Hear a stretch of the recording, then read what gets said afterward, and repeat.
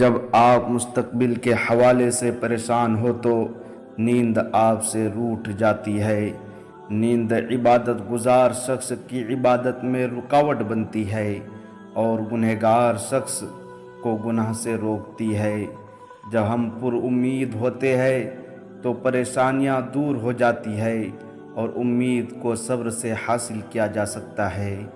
ہمیشہ وہ کام کرے جس میں آپ کی خوشی اور اللہ کی رضا شامل ہو۔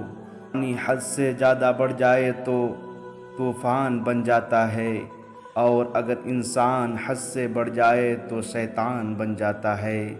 سکون کے لیے ضروری ہے کہ آپ پہلے اپنے اندر سکون پیدا کریں۔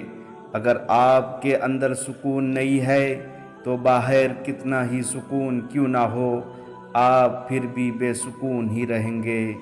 انسان اپنے اخلاق اور رویے سے ہی عظیم بنتا ہے، اونچا عہدہ حاصل کرنے سے نہیں، کیونکہ کوا کتنا ہی اونچا کیوں نہ اڑ لے وہ کبھی عقاب نہیں بن سکتا۔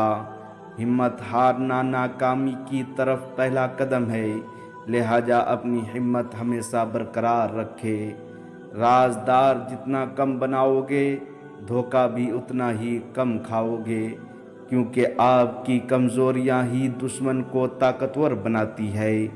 جب انسان اپنے نفس اور خواہشات کا غلام بن جائے تو وہ کسی جانور سے کم نہیں ہوتا۔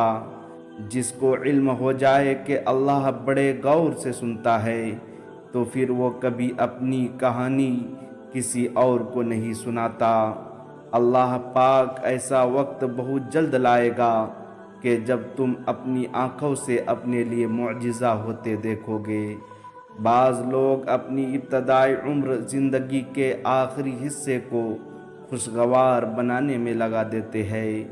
بعض اوقات لوگ اچھے بننے کے لیے اتنی بھی کوشش نہیں کرتے ہیں جتنا اچھا نظر آنے کے لیے کرتے ہیں۔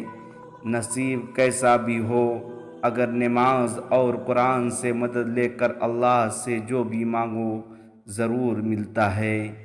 اچھے لوگوں کا تمہاری زندگی میں آنا تمہاری قسمت ہوتی ہے اور ان کو سنبھال کر رکھنا تمہارا ہنر۔ بدتمیز کا تعلق تعلیم سے نہیں بلکہ تربیت سے ہوتا ہے۔ ہر عبادت کرنے والا شخص نیک نہیں ہوتا، اگر نیت بری ہو تو عمل بھی نیک نہیں رہتا۔